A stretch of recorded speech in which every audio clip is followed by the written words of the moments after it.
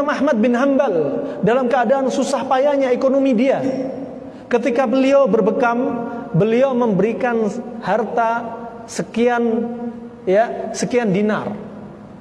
Kalau kita rupiahkan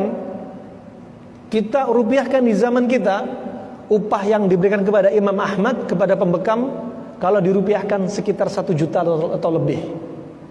Kenapa? Mereka berusaha menghidupkan sunnah.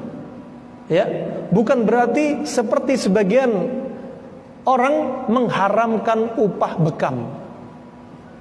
Upah bekam diharamkan. Gak ada dalil yang mengharamkan.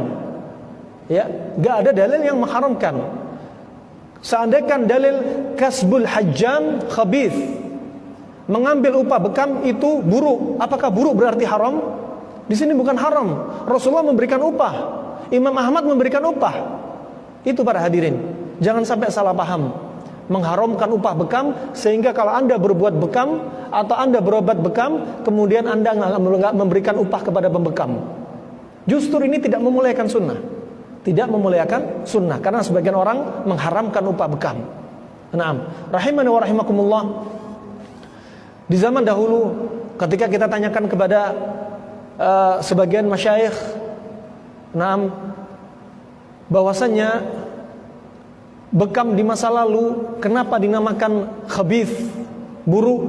Karena di masa lalu orang membekam itu menggunakan tanduk sapi. Setelah diisap dengan tanduk, kemudian ujung tanduk yang sudah dilubangi ini ditutup dengan sesuatu untuk menutup sehingga hawanya menyedot kulit.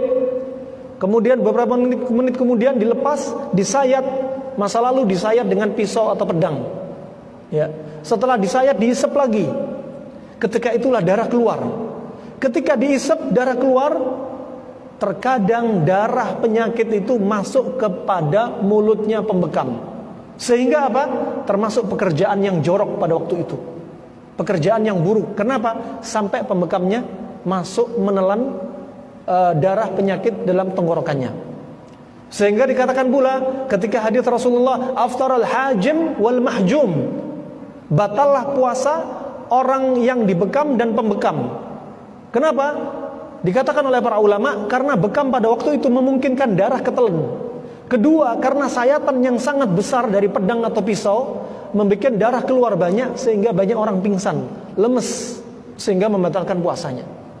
Akan tetapi hadis ini mansukh dengan hadis yang lainnya, yaitu bahwasanya Rasulullah ihtajama Nabi sallallahu alaihi wasallam wa huwa shaim. Nabi sallallahu alaihi wasallam minta bekam sedang dia dalam keadaan puasa. Berarti bekam tidak membatalkan puasa. Nah, rahimah dan rahimakumullah, ini seputar bekam. Adapun zaman sekarang, kalau seandainya kasbul hajam khabith dengan alasan bahwasanya bermain-main dengan darah, maka dokter spesialis obsgin lebih buruk daripada membekam.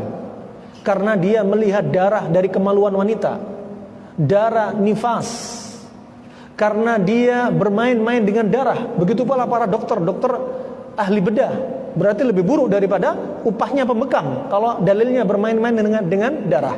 Adapun di masa sekarang, ya, sudah ada alat-alat bekam yang sudah modern tanpa kita kontaminasi antara mulut kita dengan darah pembekam. Nah, rahimani wa rahimakumullah, ini yang perlu diluruskan. Kemudian ketika Rasulullah naik ke langit, malaikat bertanya, "Muru ummatakum bil hijamah." Obatilah umat kalian dengan berbekam. Bekam di masa sekarang butuh modal.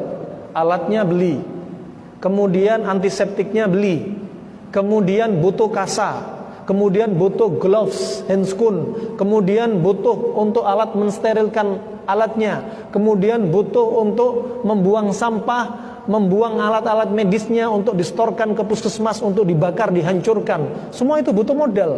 Kalau kita nggak bayar pembekam, berarti kita zalim. Mereka mengeluarkan uang, tapi Anda tidak memberikan haknya untuk mereka. Maka haramnya upah pembekam itu adalah fatwa yang perlu dilihat. Nah, yang perlu diluruskan.